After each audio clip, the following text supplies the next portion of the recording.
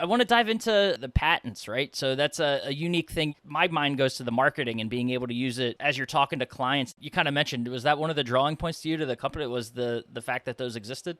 Absolutely. And we made them ourselves. So they're really, really good margin. And we have the ability to control pricing and control our costs. Having that a bit of control over some of our products that we sell was attractive.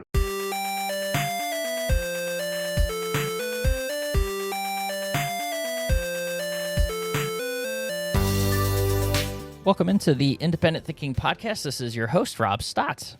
One of my favorite things about the custom integration channel, really honestly, it's the entire the independent retail, but specifically talking about custom install dealers today, is just the origin stories. Like there's so many different backgrounds to and reasons why the owners and people in the custom integration space got into what they're doing. Most often, you might hear things like they tinkered with a toy when they were young, or just had an affinity and love for music or something along those lines. But you never know. There's so many different stories out there. And Tommy Brand, the owner of Phantom Sound out in Mason, Ohio, a suburb of Cincinnati, acquired his way into the custom integration space. Someone that got to know the previous owner of Phantom, built a friendship and relationship there, and learned that he was getting ready to retire and loved what they were doing, and saw a business model there for success. And I bought the business, and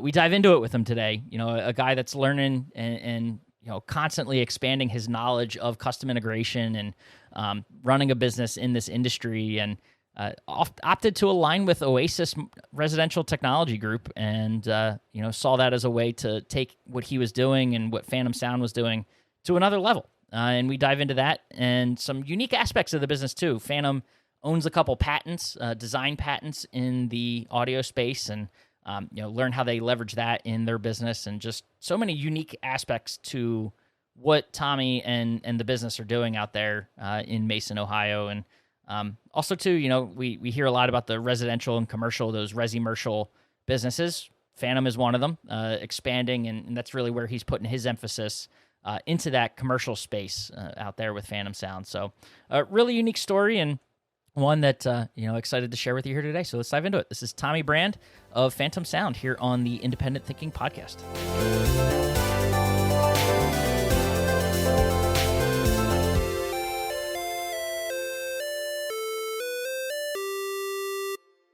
All right, we are back on the Independent Thinking Podcast, and sitting down right now with Tommy Brand, owner of Phantom Sound. Now you Cincinnati, Ohio, but like you're kind of in between Cincy and Dayton, is that right? Like officially? Yeah, we're in a suburb of Cincy called Mason, Ohio. Yep. And it's probably equidistant from Dayton to Cincinnati, but they consider themselves a Cincinnati suburb. Gotcha. Okay. Well, I mean, I've got familiarity with Dayton. I went to school. I don't know if you know Duquesne in Pittsburgh.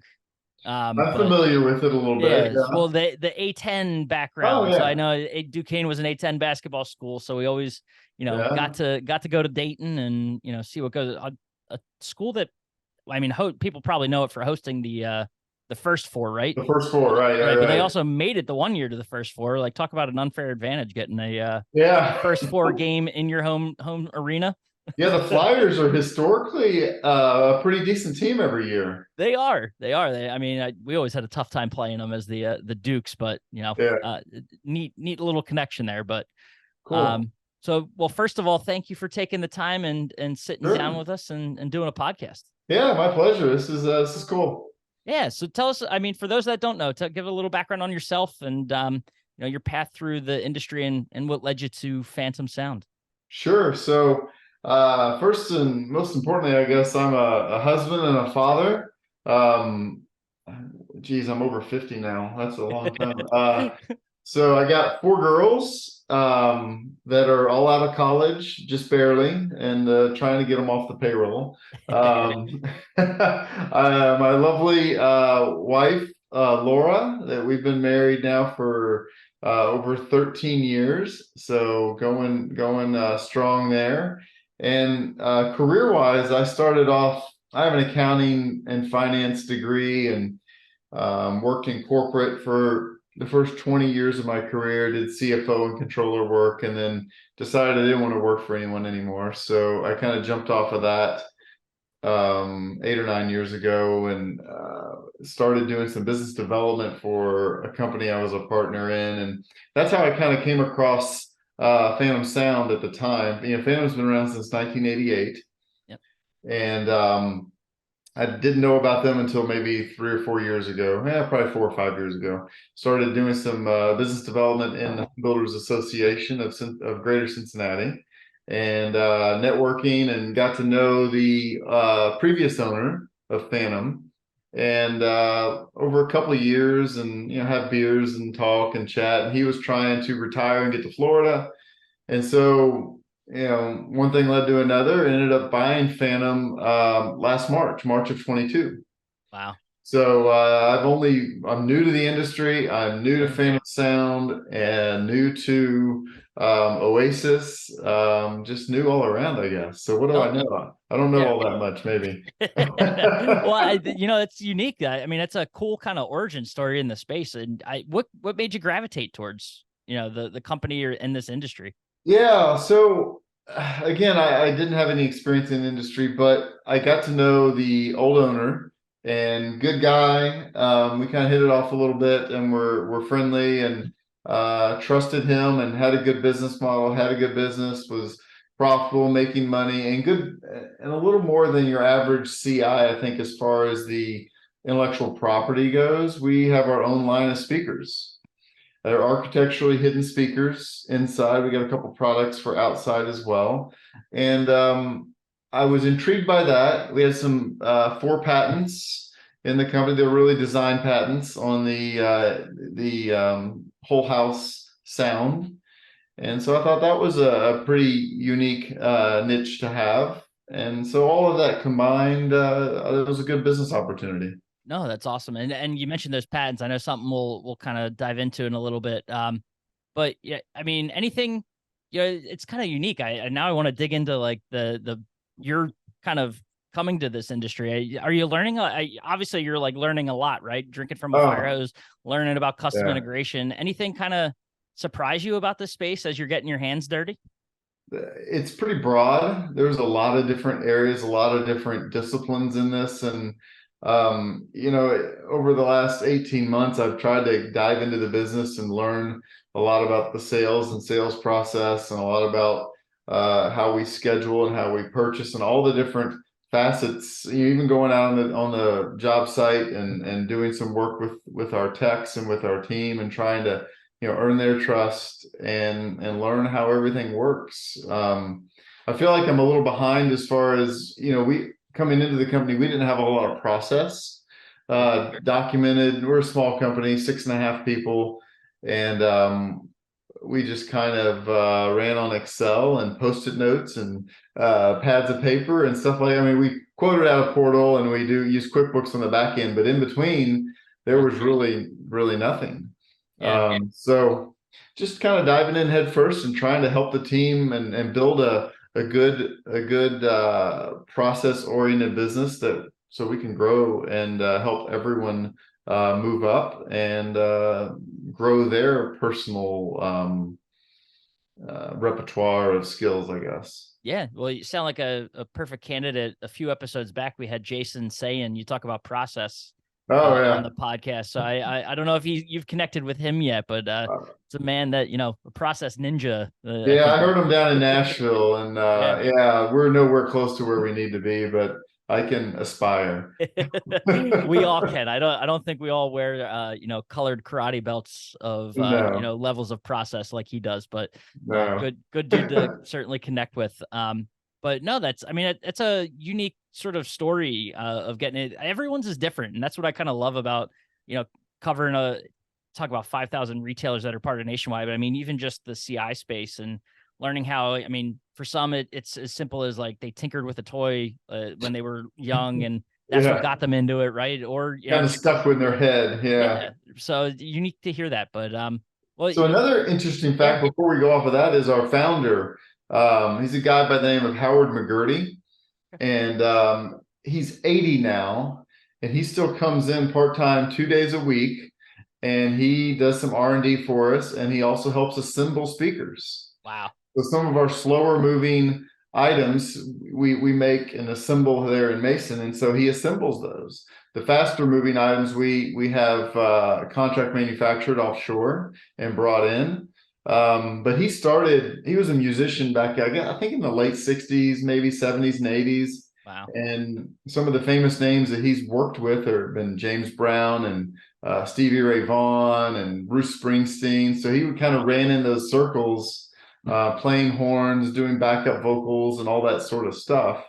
But it's kind of a cool story, and he always had a tinkering sort of mindset, and just that's why how he came up with the type of speakers that we now produce ourselves. Yeah, and I mean, talk about just the benefit, I'm sure, to you too, to be able to have him around and kind of continue to tap into his knowledge and learn from him on a regular basis. Absolutely. Yeah, it's he's in on Mondays and Wednesdays, so I'll go in and we'll always talk a little bit and figure out what's on his mind and what's going on and what he's working on. And yeah, it's a good learning experience for me.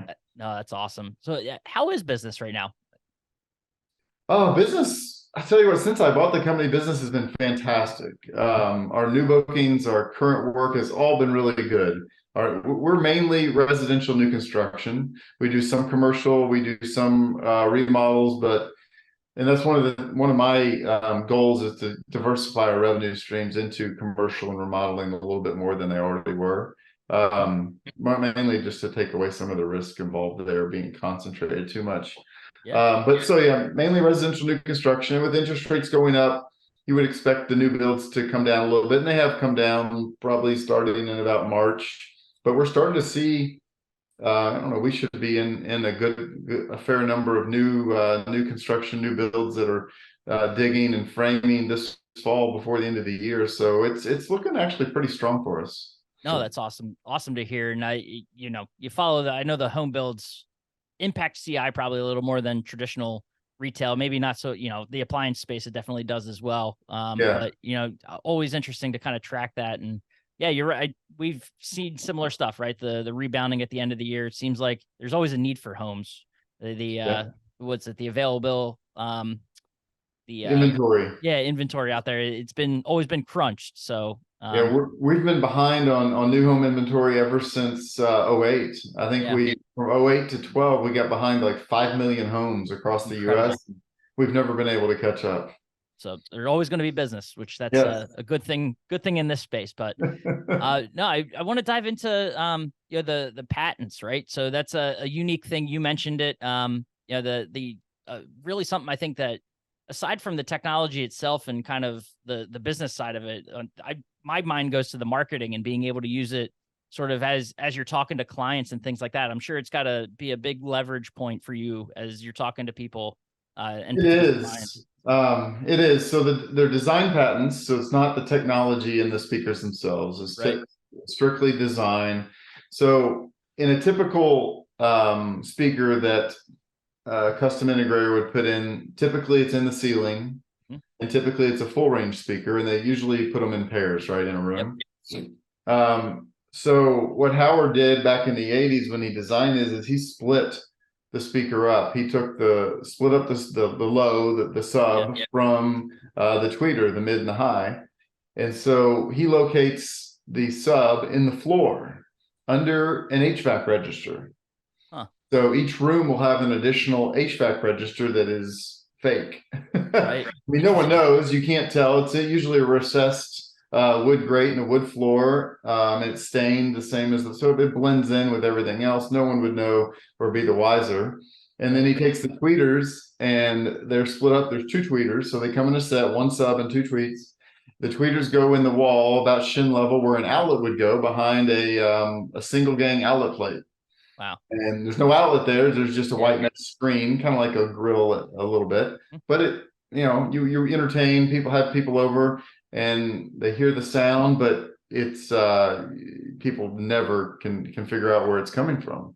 That's interesting. So the design patents are around those two products. No, it's really cool. And I mean, you kind of mentioned, was that one of the drawing points to you to the company? Was the fact that those existed?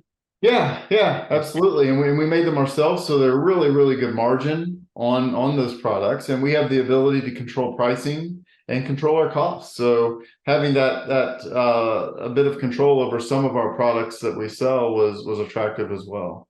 And I have to think too, 35 years, long time in business for the CI space. Yeah. That has to play. I mean, having the patents and things like that play a little bit into that. But anything, as you kind of dive into the history of Phantom Sound, like that you see as to what sort of allowed it to continue to exist for so long. Uh, I think it's their ingenuity and the reputation that they had. So, there's a local home show called Homerama that the association puts on every year. And I think Cincinnati was actually the first home builders association in the United States, Wow. 60 some odd years ago. So the home show has a rich history, and I think Phantom Sound started being the sound sponsor and in the homes probably in the early 90s. Wow. So we've been involved in that for a very long time, which we have a rich history and reputation. So very good name and reputation. I think that's allowed us to last as long as we have and thrive as long as we have. No, that's awesome. And I mean, what too, like as you're learning about this space and kind of the tech, I'm sure the technologies themselves and to just sort of how business is done. What sort of things are you excited to get your hands on, maybe that you haven't already, to sort of advance the business? Yeah, so because I mentioned before, we're so concentrated on residential new construction. So I've kind of laid it on myself to go out and be the face of the company and be in charge of development, whether it's residential or commercial. And then on the sales side, I'm holding myself responsible for growing the commercial side on sales. So, being new to the industry, I've got a lot to learn. I'm leaning on industry partners and distributors and manufacturers so that they can kind of teach me and help me win some of those jobs and projects. And so far so good. We've done a pretty good job, but there's a lot left to do and grow into. But that's kind of what I've saddled on myself to take responsibility for. Yeah. Any big differences you're noticing between, because you guys, I mean, if you take a spin through your website, you can kind of see obviously the focus on residential, but the few projects and sort of the expansion into that commercial space, right? Some really unique and different things too. I think like a wings store, like a Buffalo Wings restaurant, Yeah. all kinds of stuff. So any big differences between the residential and commercial that you're noticing? I mean, yeah, the products and some of the brand names and those things are different. And there's some difference in some of the technology and how they're controlled, but it's the same sort of stuff. You have Yeah. audio, you have video, you have controls, you have security. Each one is probably going to be a little bit different in commercial versus residential, but to me, it seems like the main components are fairly similar.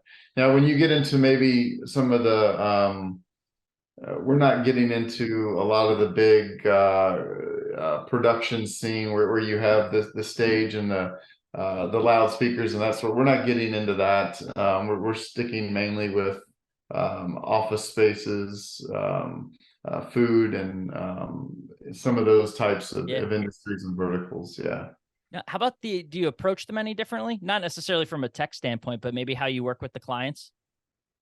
I think it's all about relationship. Where I can, from my accounting finance past and my business development past, that was all about relationship and networking and finding the right people to know and just building the trust. And once they know you and they like you and then they trust you, you're not really selling at that point. You're just kind of advising and counseling, and they end up going with you because of that trust and that relationship. So that's what I found makes that sort of a thing successful, and that's what I'm trying to achieve here with Phantom. Oh, that's awesome. And I'd be remiss if I didn't ask, I earlier today, actually, as we're sitting here, this won't publish for a few days, but bumped into you on the kickoff for the Oasis Yeah. member board, right? So I talk about that experience and being a part of that and kind of what that means to you.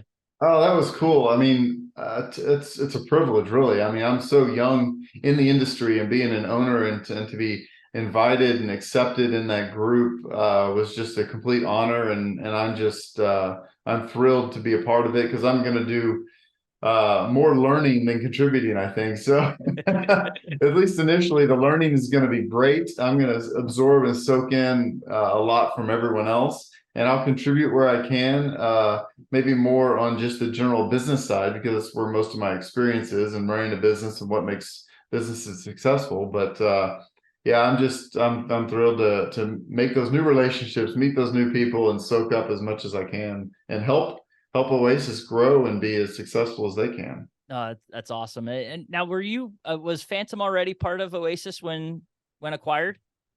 No, Phantom was not in a buying group. Okay. So that was a decision that I had to make, or that I wanted to make, to take advantage of, the normal reasons that people join, for the education, the camaraderie, the peer learning, and the discounts as well. No, that's awesome. And if you don't mind me asking, what helped you land on Oasis?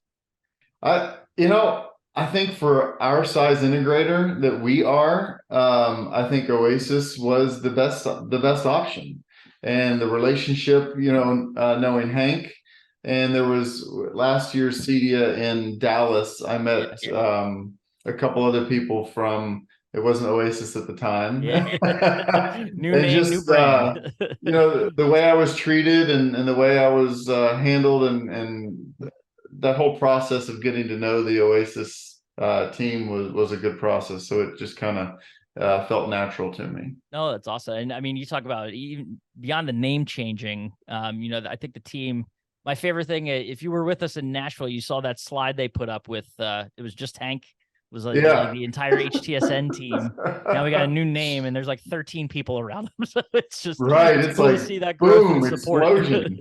Yeah, that's moving I know fast. he's thankful. Yeah, I know he's thankful, and no, it's awesome to. I know he appreciates, and the rest of the team being able to get out there on behalf of members like yourself. So no, it's cool, Tommy. I appreciate the time, and look forward to catching up again soon, and seeing you again before we know it at a future summit or somewhere else down the line. I can't Maybe wait, if I take a trip out to a first for one of these times, if Duquesne ever makes it, I'll take a swing by and see what's going on. They're occasionally in the big dance, so you never know. It's been like since the 70s, but What? yeah. So it's no, they've come close. Like they do okay in the Really? A10 tournament, but it's been years. Could have sworn I remember seeing them on like the brackets, not the women's like, side. okay. The women's I usually team don't do made that, it, but okay. yeah. Huh. Our claim to fame right now is Keith Dambrote, who used to coach high school at a school you might know, St. Mary's, where LeBron James played. Oh yeah, So Saint up in Akron. Yeah. So he was LeBron James's high school coach, and now he's our Duquesne's head coach. So interesting. That's what we got going for us. There you go. No, that's awesome. Appreciate it, and just appreciate you taking the time on the podcast, man. All right, thank you, Rob.